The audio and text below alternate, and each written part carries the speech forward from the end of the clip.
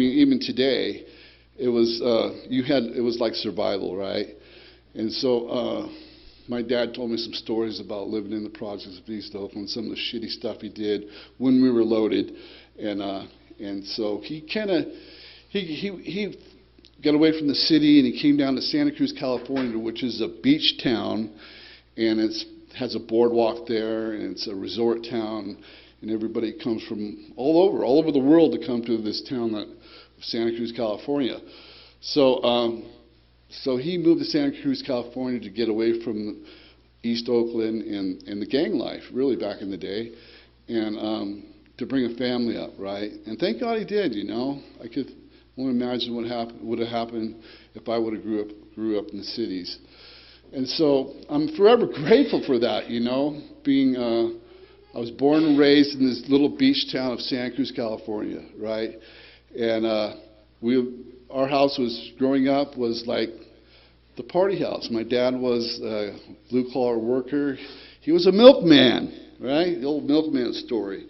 And so there was always something going on in our house, you know. There was always food in our house. My parents were like really spiritual and loving, and they brought all kinds of people in, and they fed them, and they gave them a place to stay. But everybody was drinking and using. You know, everybody was drinking and using and having a good time and smoking and snorting and drinking and using. And so that was the environment that I grew up in, you know. And so that was just the way of life in my household. So there was a lot of, my mom was, she was in all the local plays, and she was a singer. So she's really into drama, right? So she's an alcoholic, and she's probably bipolar. She's drinking all the time, crying all the time. I'm getting woken up in the morning. My mom's singing, and so it was constant, like, battling, crying, singing, and my house was pretty much a mess all the time. And I was kind of embarrassed to bring my friends to my house because it was such a shamble. But my house actually turned out to be the party house, because we started, me and my dad, I'm in high school now, and we're growing weed out in the backyard. Me and my buddies, we stole a bunch of wood from construction sites, and we built this greenhouse, and we started growing weed there, and underneath my dad's nose, we built this house. We started growing pot, and he goes, "What are you doing, man? That's going to be, everything in that greenhouse is half mine." So we got him in it. So we're growing weed there, and we're having kegger parties, and we got a pit bull. His name was Tank, and he guarded the greenhouse, and that was kind of like our lifestyle. And it was definitely, you know, my high school parties were at my house. And my dad, he had a stamp, right? We made it was like a one-of-a-kind stamp. We made it out of a potato. It was a potato stamp, and you get a little stamp to come in the party, right? And so my dad would be at the front door with a little belly club bat, and if you didn't have a stamp, you couldn't get into the party, right? And so I'm all, "Dad, just let all the women in. It's cool, man. Let's keep all those guys out. Let all the women in, man." And so you know, we would party, there'd be beer everywhere, it'd be slipping all over the floor, and then, you know, the beer would dry up, and everybody would fight, you know. Beer's gone, keggers are gone, and people are fighting. And yeah, so that was my household, right?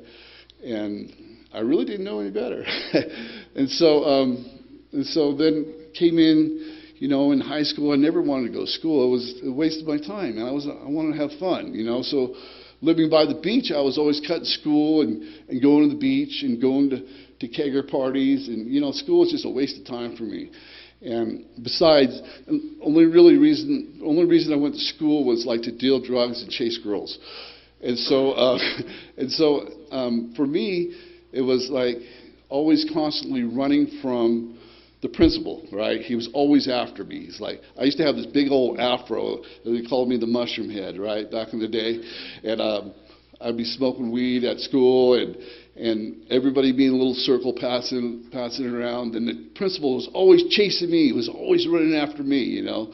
And so I was constantly on the run. I was on the run from this principal, and I was on the run from, you know, all these different dealers and stuff. Anyway, so life that was kind of the way I lived. And so then I started getting the white powdered alcohol that could make me drink and drink and drink and go and go and go for days and days and days on end. And so, now I'm in my 20s, and like, I'm getting fired from every job I ever had. I'm like living in these bachelor pads where we're dealing white powdered alcohol, and we're dancing on the tables, and we're staying up for days and days and days and days and days. And then that psychosis is setting in. That psychosis that I'm in the backyard in these bushes. I've been up for a couple days, and all I can see is little dancing Grateful Dead teddy bears. And I'm tweaked, and I'm scared. I'm scared, right? I'm scared of my own shadow. I'm scared these little bears are going to come get me, right? And so I get on my bicycle, and I'm riding back to my dad's house because I want to be by my dad because, he's going to help me out, and I'm scared. I go back to his house and go, Dad, I've been up for days. I'm scared. I don't know what to do. I think I'm going to OD and stuff. It's going to be okay, Scott. It's going to be all right. So my dad, I actually used with both my parents, and he'd always talk me down. He'd always talk me down.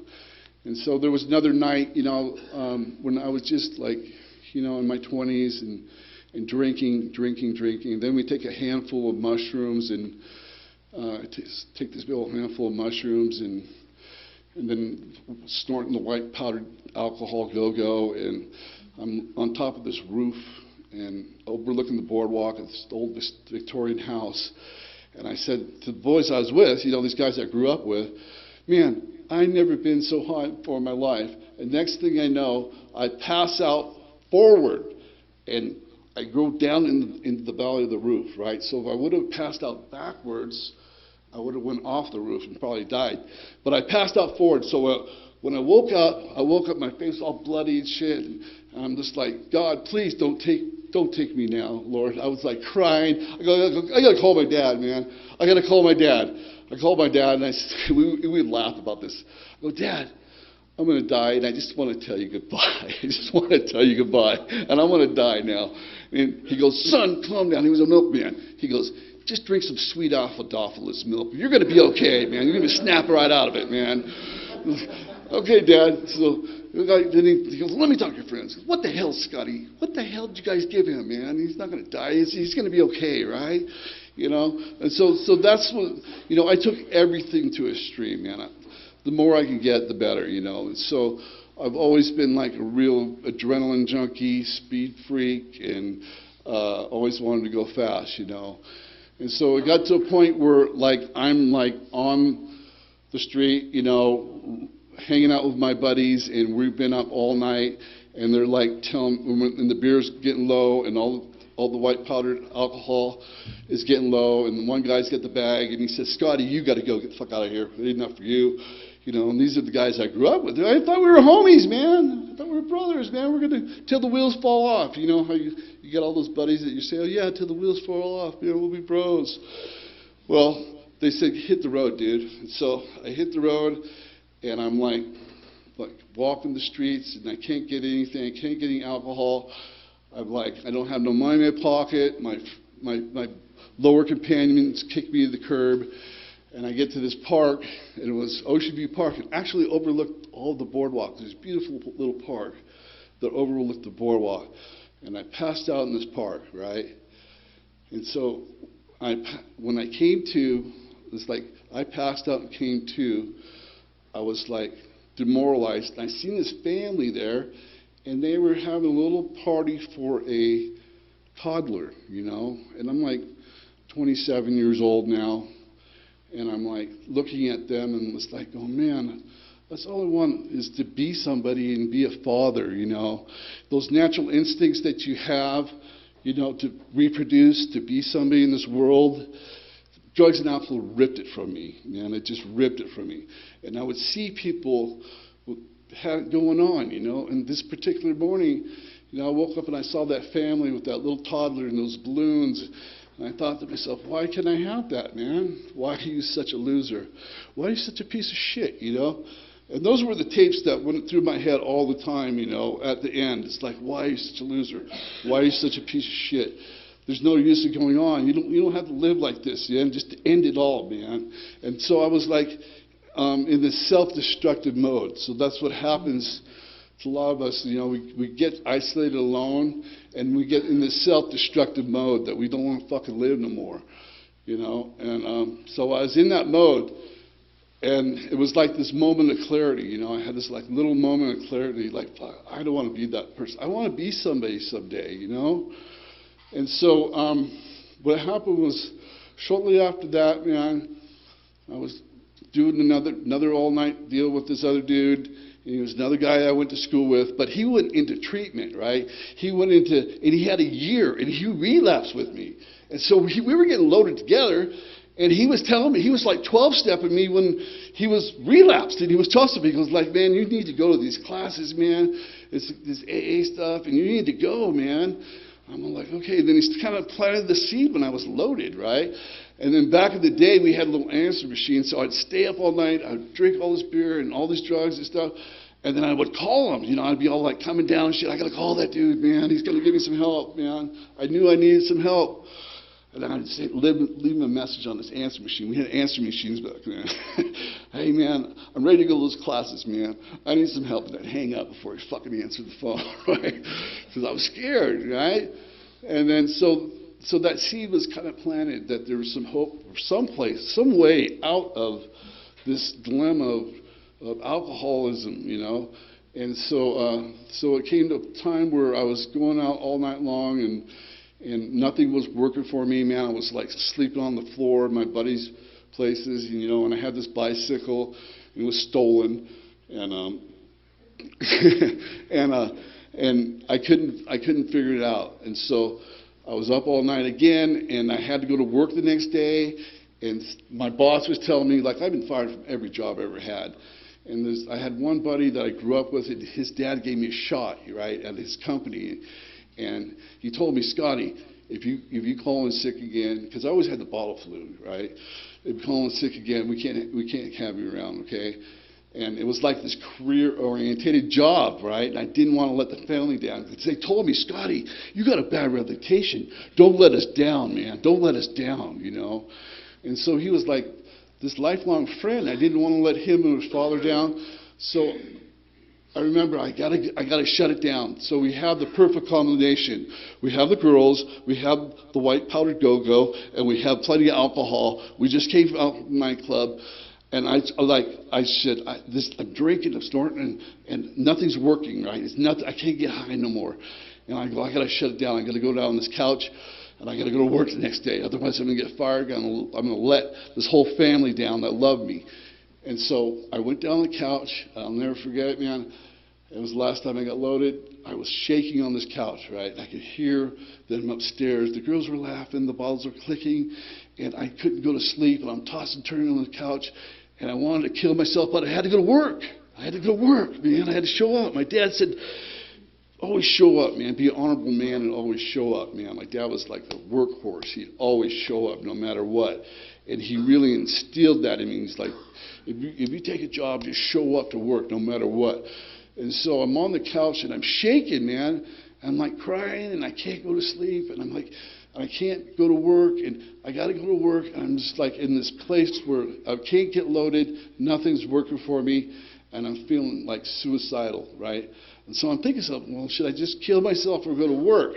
So I went to work, right? And lo and behold, what happened to me is like God put a jackhammer in my hand. And I had to break out the cement after being up all night. And that was the last time I used. And I called that my jackhammer bottom. And so shortly after that, I went to my very first meeting of Alcoholics Anonymous. And what happened was this guy another cat I grew up with, he just got out of treatment and he was going to recruit somebody, right? You know, I said, yeah, you got to give it away. So this guy came out of 30-day treatment and he was on fire. And I was there at the right time. He said, Scotty, I just got out of treatment. I'm doing well. You want to check out one of these meetings? So I heard something about these meetings with this dude that was 12-stepping me when he was loaded. And I said, yeah, I want to check out one of those classes, man. I want to check out one of those classes. I'm sick of this shit. So I walked to my first meeting of Alcoholics Anonymous, and I felt unconditional love. And I felt something there that I never felt anywhere else from any other group at that first meeting. What I felt was hope, man. I had no hope when I was drinking and using. I had no tools. I had no way out. And I felt hope. And so, what else was going on? People were crying.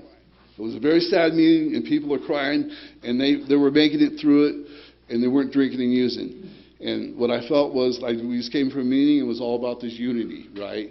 There was like something going on with this unity, with this group of people, and they were doing it together. And they had answers for me, because I didn't have any answers. And so, I came off the streets, I went to my first meeting, and they said, just keep coming back. And so I was bound and determined to be something in this world, and I had hope. And so what happened was I just kept going to meetings, man, every day. The first week I was just detoxing, sick, on the couch, man, coming down from all the drugs and alcohol. And I said, I got to get to a meeting every day. And then I went to work a little bit, and then I got my first paycheck, and I was scared. I mean, I was scared. I had a little bit of money in my pocket, and I never knew what to do. When I had money in my pocket, first thing I did was I'd take a drink. That was the first thing I did. And so I had money in my pocket, and I got on my first paycheck, and I rode on my little stolen bicycle down to the fellowship. And I said, my name's Scotty. I'm an alcoholic, and I'm scared. Somebody please help me, man. I don't want to get loaded no more, right? I don't want to get loaded no more. Somebody help me. And I'll never forget it, man. They said, don't worry about it. They just shrugged it off. I'm like, hey, I don't want to get loaded. Don't worry about it. Just sit down, and you can hang out with us afterwards. Just build coffee with us. Everything's going to be okay. Just sit there. Just be good, man. Everything's going to be okay. So, I felt that fucking unconditional love. That time when I wanted to get loaded, man, the first week. I'm just coming out of that 7-day detox. And I went out to coffee with these dudes. And they surrounded me, man. And they gave me this unconditional love, right? So I thought I knew what love was when I was out there, But no, I didn't know what love was, man. So I started feeling this love, right? And so I think that's what we all want. We all want to be loved, right? And I found like this love that I was looking for at Alcoholics Anonymous. So I got the sponsor, right? And there's a saying around here, let me love you until you love yourself. Because I hated myself, man. I couldn't look at myself in the mirror when I was in early recovery. Couldn't look at myself in the mirror when I was out there. And he'd always tell me he loved me and that things were going to be okay. And he would give me simple things to do, right? And I did this first step, man. I admitted that I was powerless over drugs and alcohol, and my life was unmanageable. Yeah, I'm powerless, man. When I take the first drink or the first drug, it's all bets are off, right? And so I knew that. I knew that I was powerless. And my life was unmanageable. And I found out so much more about unmanageability with some time, right? So all this, I'm powerless over drugs and alcohol, but unmanageability, it's like mental, spiritual, physical, financial, emotional unmanageability, right? I found out all about this unmanageability, and so I asked for my higher power for help with all that, So when I was young, my mom used to say, Scotty, what do you want to be when you grow up? I want to be a priest, Mom. It wasn't like that. It didn't turn out like that, right? Then I came to believe that there's power greater than myself because it restored me sanity. Like there's got to be this power out there greater than ourselves that has brought us all here right now in this moment. There's got to be this power. We all should be dead. We all should be dead. We all are living on borrowed time, and we all have these miracle stories of recovery, right? So there's got to be this power greater than yourself, I like to call it my guardian angels, right? I have these angels that save my ass. Of all those different motorcycle accidents and all these different car accidents and all the fights and all the cops that I ran from and all the shit that I did, all that stuff, man. There's got to be this power greater than myself. And so step 3 is like I made this decision turn my will and my life over the care of God. And it says, as I understand him. And that's a huge thing in our program here, as you understand it. Nobody's trying to push any God stuff down your throat, and what's a good thing is like a group of drunks, right? That's really simple, right? Unity with a group of drunks, right? We can do this thing together that we can never do by ourselves. I told myself so many different times that I was going to stop drinking and using, and I could never do it, ever do it alone. And it was only until I walked in that first meeting of Alcoholics Anonymous that I got tools, right? I got these tools, right? So me and my sponsor, we met and we did this third step. We read the literature in the 12 by 12, and we read the literature in our big book, and we got on our knees, and we said this third step for prayer together. Now, let me tell you something. It was pretty uncomfortable. I ain't never been on my knees with a man holding hands before. But I felt this power. I felt this power greater than myself working through me as I did that third step. And something happened for me. It wasn't like a big flashing light or a burning bush. But believe me, something happened to me. And life started becoming much easier when I let go of the rope or the reins or the wheel or whatever you want to call it. And then I made this searching for fearless moral inventory of myself. I had to take a good look at myself because I was a liar, I was a cheat, I was a thief, I was a con artist, man. I was an alcoholic. That's what we are. Liar, cheats, con artists. And I had to take a good look at who I was and how I operated in my life, So I was hardwired. I was hardwired through my family of origin, to be, angry, irritable, discontent. I was hardwired through my genetic pool, being a full-blooded alcoholic. I was angry and irritable and discontent. So I had to take a look at the way I operated. And the fourth step helped me with that, man. I wrote down all my resentments. I wrote down all my fears. I wrote down my sexual inventories. I wrote down my ideals. I wrote down what the man that I really dreamed about being. I wrote down the woman that I dreamed about having. And I had these ideals. And it taught me how to shoot for them. So raise the bar high. Say, raise the bar higher, And so I got together with my sponsor, and we did this fifth step. And I just laid it all on the table. And I come to find out that he did a lot of the same things that I did, And we had this common bond. And then we really grew close, After we did this fifth step together. So if you get a sponsor, you do the fourth and you do the fifth step, it's an amazing relationship of love, trust, hope, forgiveness, right? I'm getting all choked up. Forgiveness, right? I learned how to forgive myself for being such an asshole, right? I was an asshole, man. I learned how to forgive, right? So after that, he handed me this list of all these character defects. Yeah, I'm a liar, I'm a cheat, I'm a thief. I'm self-centered, I'm full of fear, I'm full of anger, I'm a bully, I'm a manipulator, I'm lustful. Hey, I'm a lustful pig. Yeah, I'm all these things, right? So I got to look at that, and I got to ask God to help me remove those things. Just like I got to ask God to help me remove the obsession to drink and use. I asked God to help me remove these character defects. And the big one is ego, right? So if I can let go of this ego, this self-centeredness, this all about me, and start helping other people, then I got to start letting love in. So that's what the steps taught me, So I made this list of people that I've harmed, right? All the people that I harmed, the principals, all the people that I beat up, all the drug deals I did, all that shit that happened to me, my parents, man. I ripped off my dad's wallet, man. I stole from the man. I like to put it this way. I bit the hand that fed me, right? I bit the hand that fed me. I stole my dad's wallet. And what did I do? I bought drugs and alcohol with it. Then he went to the bar and beat somebody else up for it. And then I had so much guilt and remorse for that, right? And so what happened for me is like, I went to my father. I said, Dad, and like, I'm less than a year sober or so.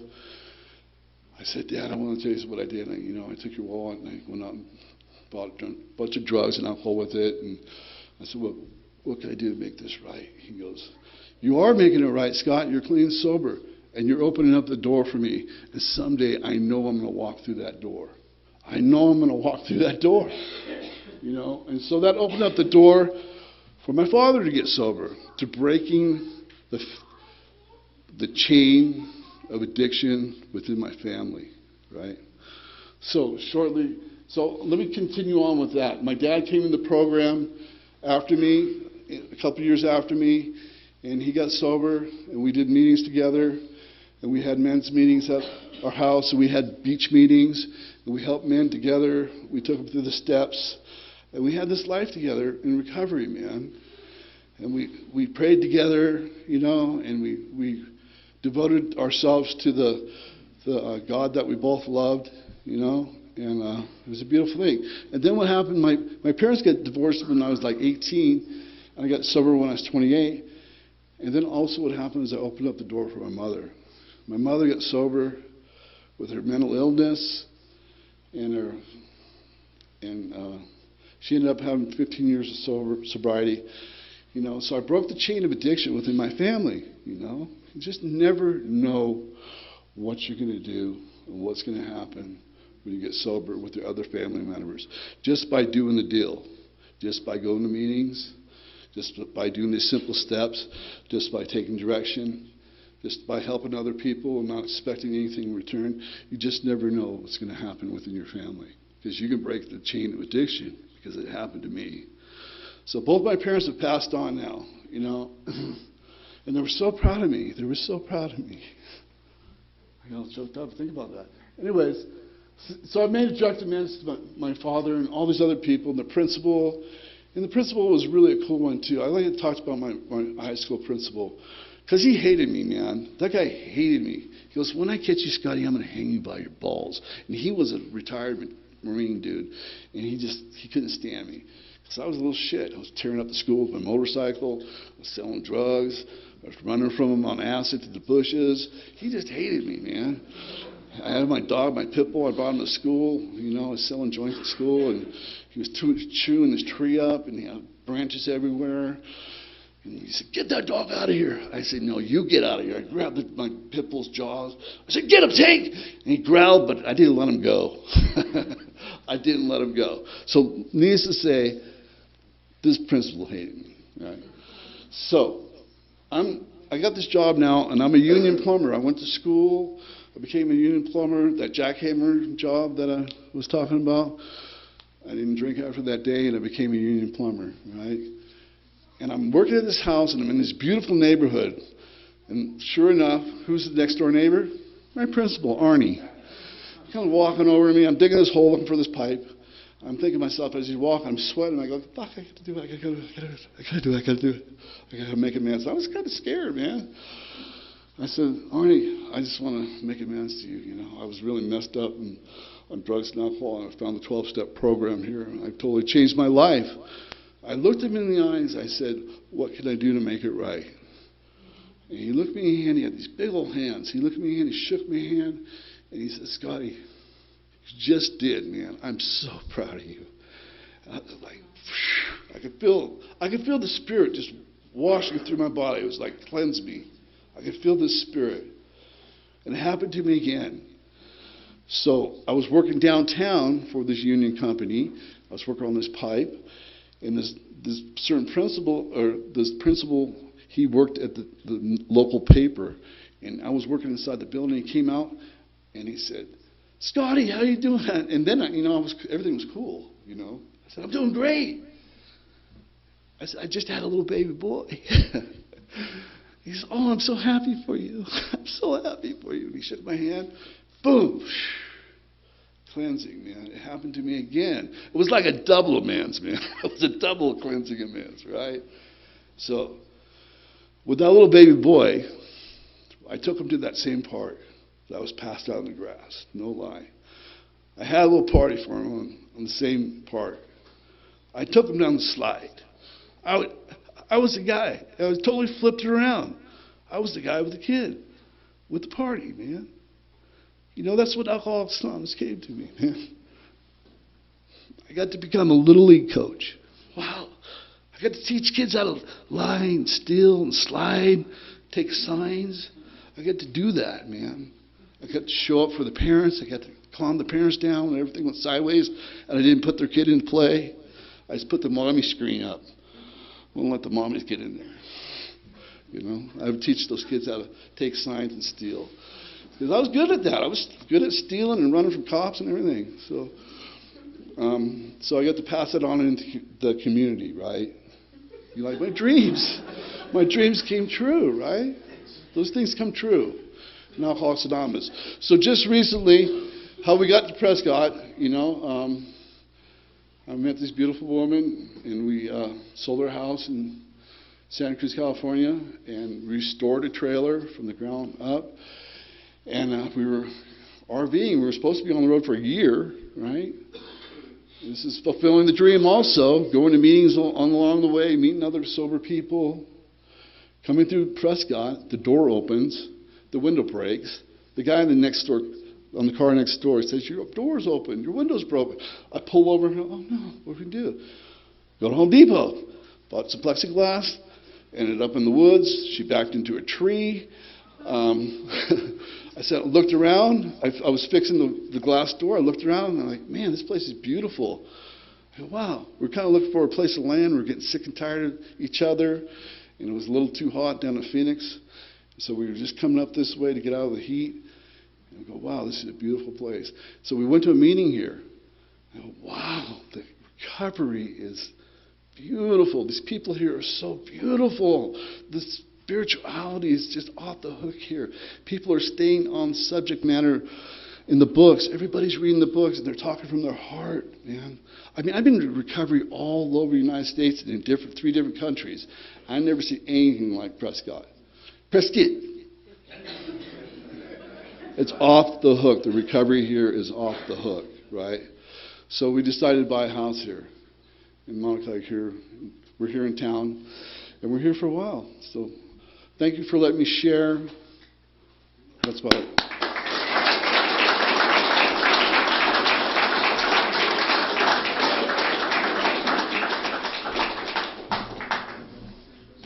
Thank you.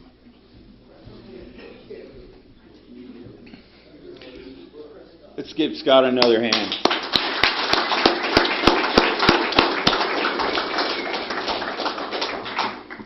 This has been a regular meeting of the Rarely Group of Alcoholics Anonymous. You are cordially invited to join us again next week. Please bring a friend. There are approximately 100 meetings of AA each week in the Prescott area. Prescott. We advise you attend as many meetings as possible, and we hope you will join us again soon. After the prayer, will the people who volunteered to do that stuff, and your court cards are on the back table. Let's circle up and say the Lord's Prayer.